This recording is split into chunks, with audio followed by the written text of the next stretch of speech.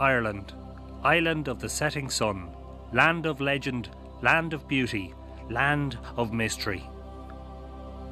The people who inhabited this country thousands of years ago used sophisticated stone technology and ritual practices to enshrine their scientific and spiritual beliefs immortally in stone. Ireland retains a mystical allure. Its landscape is rich in colour and life, and in every corner there is beauty. It is a land of myth. Timeless stories crafted in the distant yesteryear tell of great warriors, heroes and gods.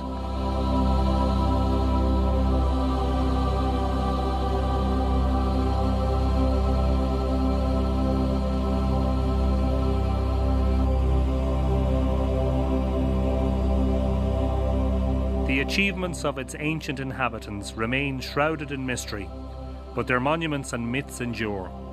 Within the borders of Ireland are some of the grandest and oldest monuments in Europe. It is a truly monumental landscape. In recent times, much has been revealed about the sophistication of the prehistoric peoples of Ireland. Evidence shows that they were much more advanced and developed than had previously been believed, and the scale of their achievements was massive.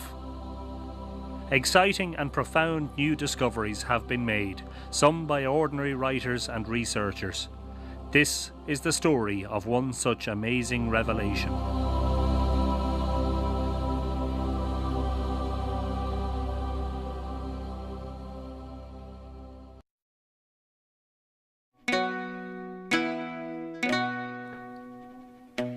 The High Man was discovered by Drogheda artist Richard Moore, who has spent a lifetime painting the monuments and landscapes of the Boyne Valley. Richard is fascinated by Ireland's ancient history and has long held a vigorous interest in the Stone Age heritage of the Boyne. Being just 10 minutes drive from his home in Drogheda, sites such as Knowth and Newgrange have featured in dozens of his paintings. I was trying to find my way to Kildamach, and the roads around Kildamach and Ardee seemed to look like a head shape, a very good profile of a head. And when I noticed this, I remembered that Amergin was called Amergin of the Bright Knee back in Drogheda, so I was thinking knee, head. Too much of a coincidence. So as a result of that, myself and Anthony started to look into this figure on the roads a lot more. I was talking to a local historian and about this figure, and I mentioned the area of this Sperard thing, and she said, "Do you not know what that means?" And I said, "Why, what does it mean?" She said, "It means high man or tall man." And I said, "Wow," because the figure was actually bounded, that whole area that we call the High Man is bounded by the rivers, the Dee and the Boyne.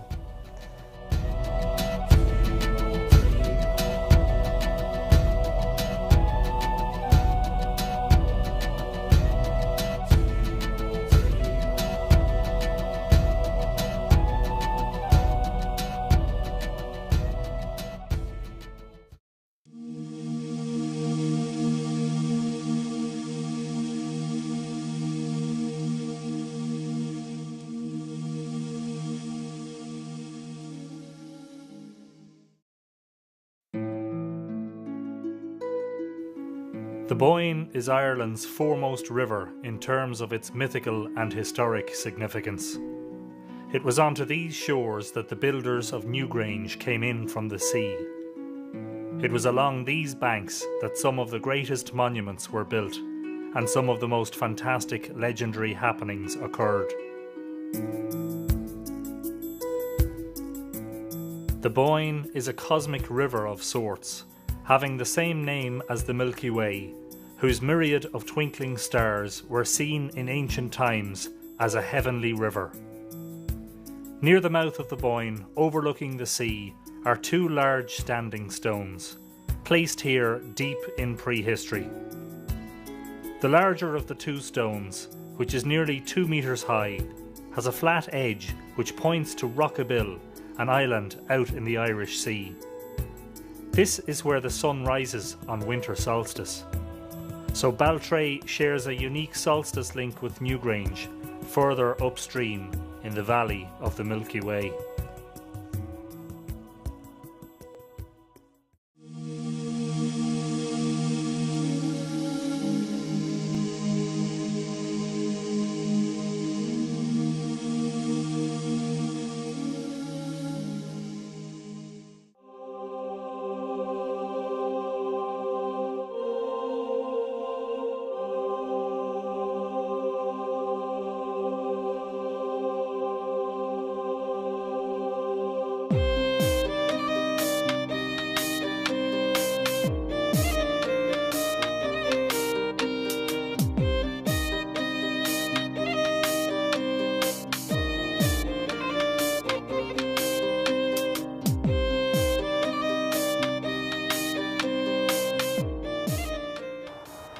Millmount occupies a spectacular position overlooking the Boyne River and the ancient town of Drogheda.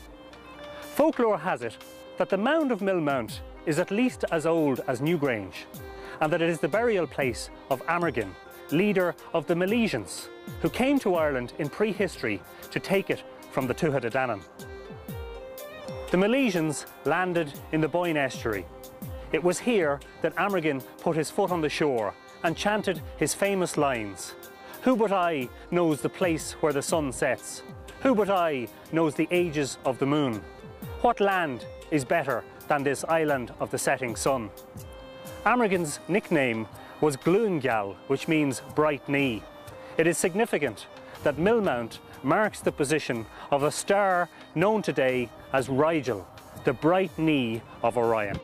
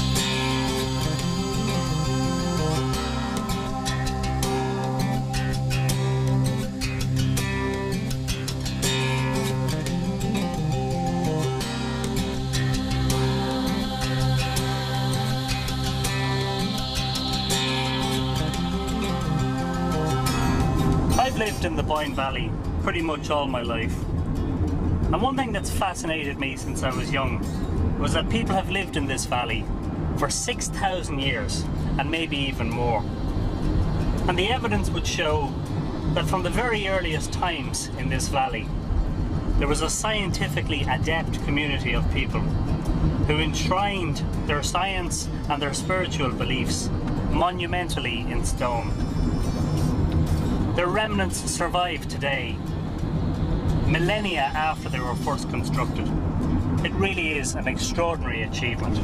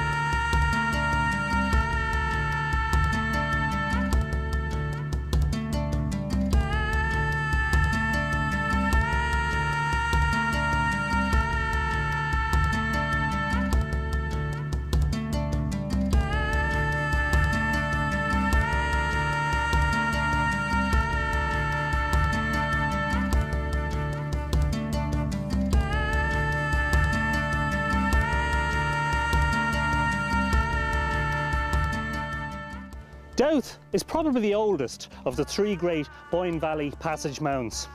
Although it looks like a seemingly thrown together mix of stones and earth, it is in fact a complicated astronomical observatory. The legend of Dowth says that it was built on the command of the King of Ireland, whose name was Bressil. Bressil brought all the men of the country here to build him a tower from which he could pass to heaven. In order for the task to be completed in one day, the king's sister worked a magic spell on the sun to stay its course in heaven. But the two committed incest, and there was a sudden darkness which descended upon the place. The men of Ireland departed, having pledged only to work for one day on the task. And the legend says that afterwards, forevermore, the place would be called Duad, darkness.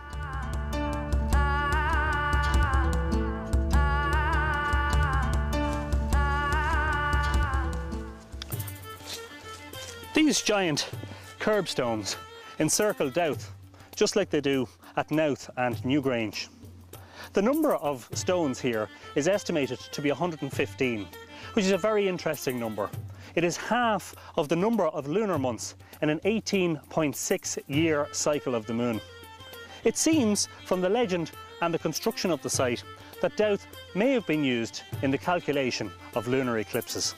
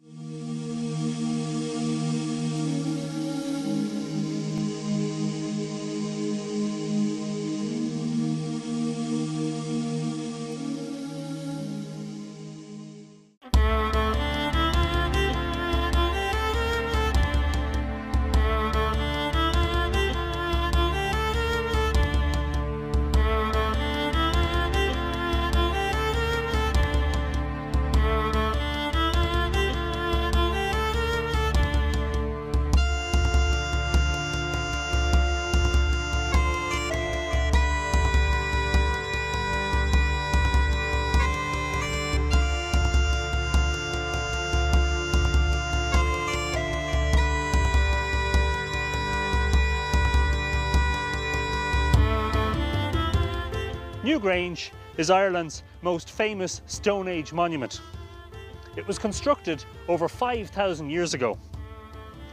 On the dawn of winter solstice, a beam of light from the rising sun penetrates the roof box above the entrance, down through the long, narrow corridor into the central chamber. Newgrange may also have been used as an observatory for tracking the movement of the moon and the planets.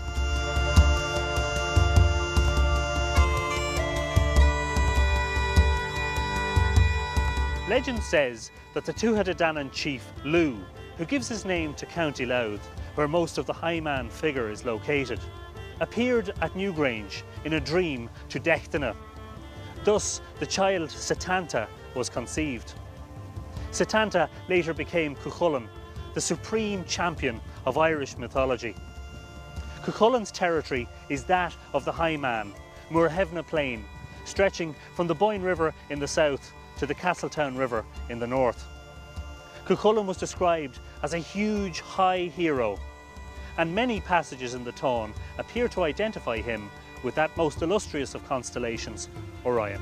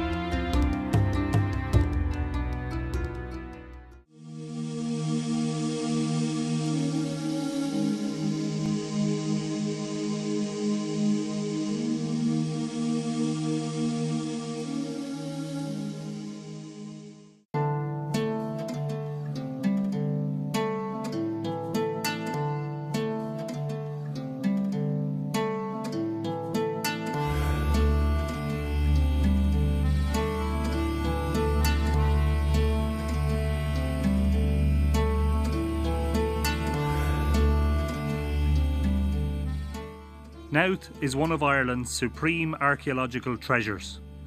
It is one of the most multifaceted ancient sites in the world, and excavations at this monument complex took 4 decades to complete.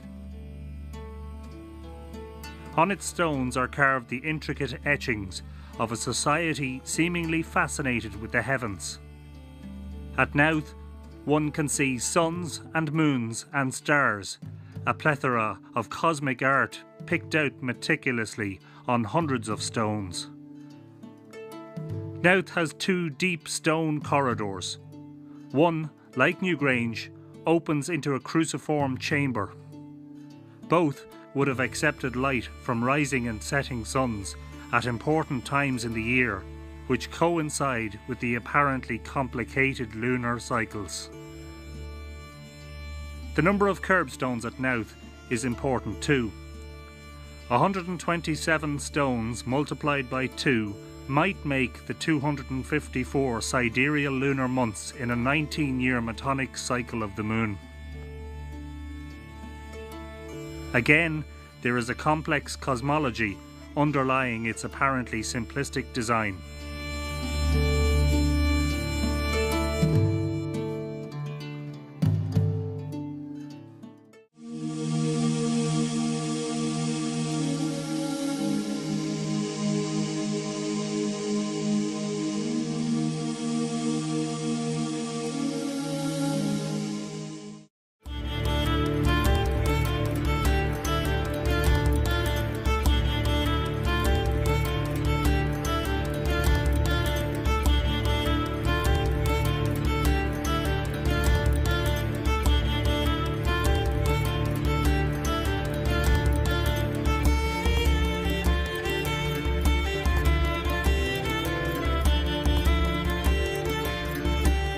The Hill of Slane is most famous as being the location where St. Patrick lit the Paschal fire, announcing the flame of Christianity to the people of Ireland, in direct contravention of the laws of the king at nearby Tara.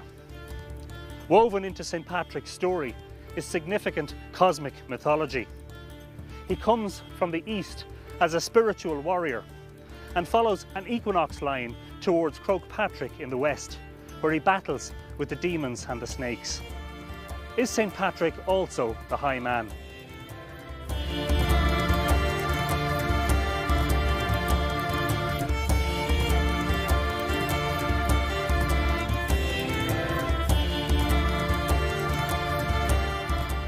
Behind the Christian ruins on the hill, there is a large mound, said to be the burial place of an ancient king called Sláine. This is probably another passage tomb, like Newgrange, Knowth and Dowth, which are visible in the valley below.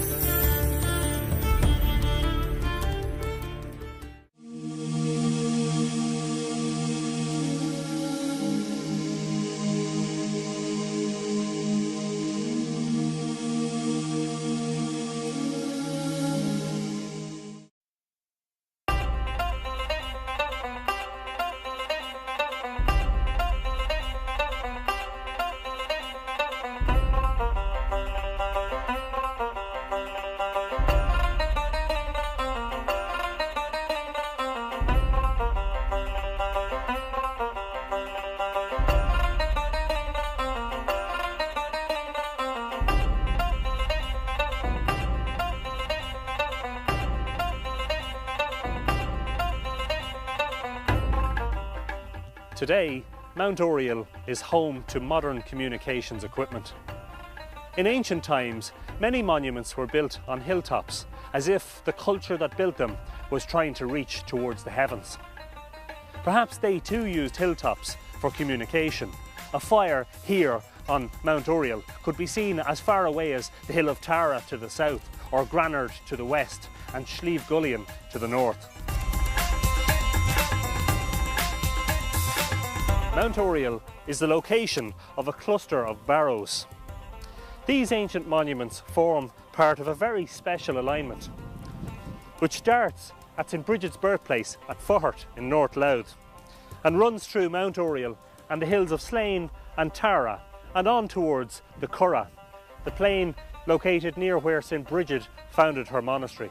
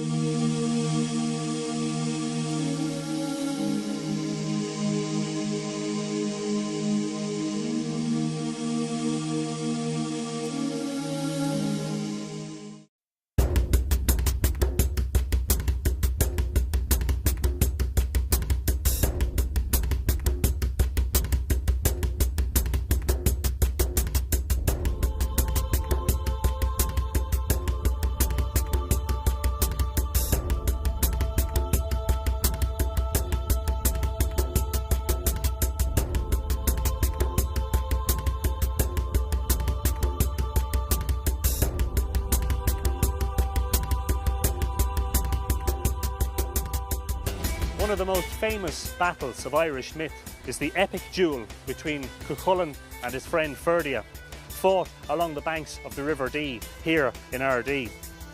The fight lasted for 3 days before Cuchulainn finally vanquished his foe. Cuchulainn was famed for fighting in ford water, often using his magical spear, the Gay Bulga, to bring death to his enemy. It is more than coincidental that the High Man figure appears to stand in a river, as if replicating that giant hero of the Táin.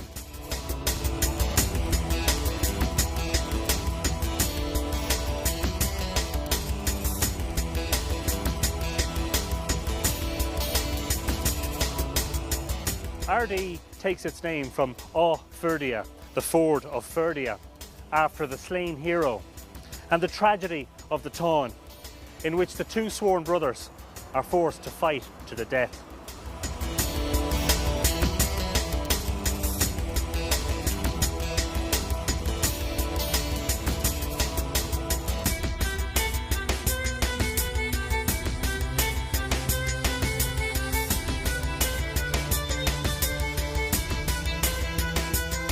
The imposing Castleguard Mount, here on the outskirts of Ardee, takes its name from Cashel Guhard, the stone fort of the High Voice. It is located at the forehead of the High Man.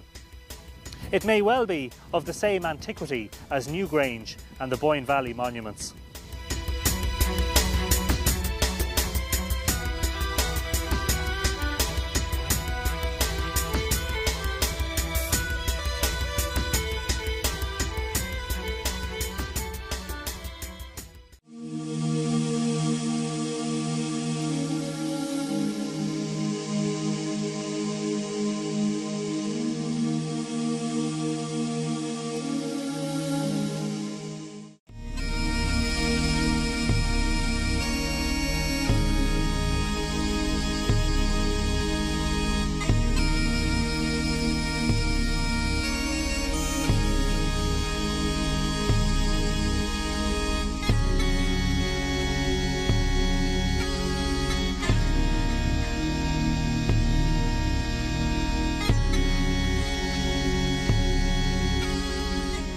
You may not even be able to see it from here, but up there at the edge of that hayfield is Garrett's Fort.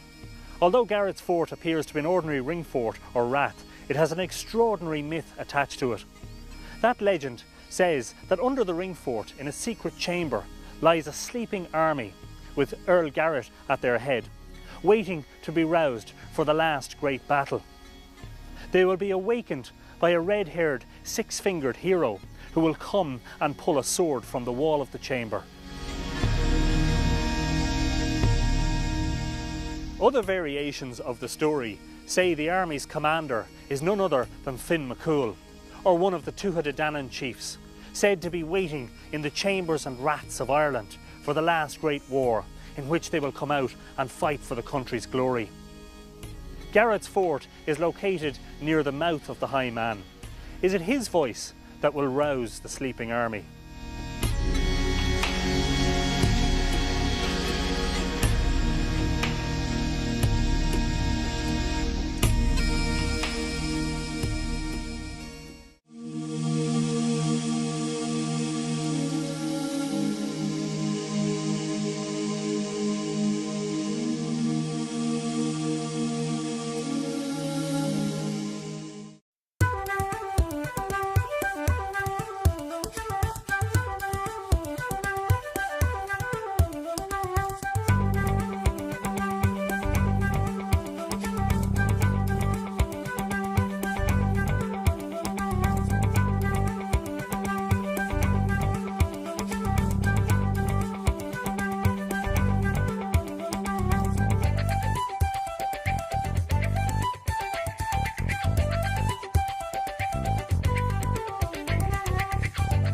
The so-called Jumping Church of Kildamock takes its name from this, a wall of stone said to have jumped from its foundations. As you can see, the wall leans quite considerably. Folklore has it that it was blown off its foundations during a storm. Another variation of the legend says that an unbaptized soldier was buried within the walls of the church and that this wall moved so that his grave would be without.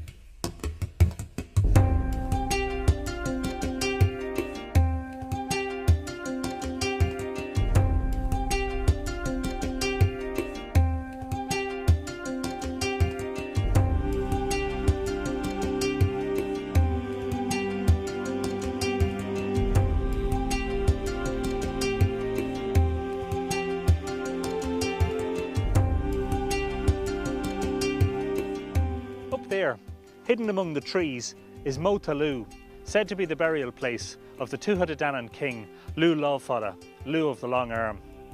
Its position above the High Man figure marks the spot where the sun, moon and planets cross the ford of the Milky Way. Lu gives his name to County Louth, where much of the High Man figure is located. Lu's father was Cian, who, in one of the tragic tales of Irish myth, was killed by the sons of Tuireann on Morhevna Plain. Lu's son, of course, was none other than the warrior Cuchulainn. It is interesting that the name Lu Lolfada could mean light of the steady hand. The time of year when Orion grasped the sun in his hand would have been considered a very important date.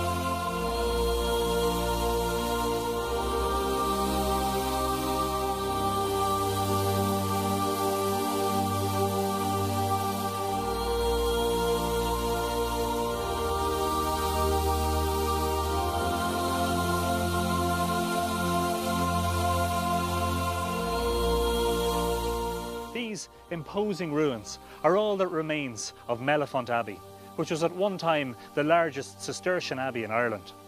The name Mellifont means honey well or fountain of honey. Mag Mell was one of the ancient names for the Irish paradise located among the stars. Other names included Tir na nÓg, the land of youth, and Tir na Meo, the land of the ever-living ones. The location of Mellifont on the High Man figure is suggestive of the mysterious Orion Nebula. Perhaps the ancients saw the Orion Nebula as being Nectan's well, from which the Milky Way flowed.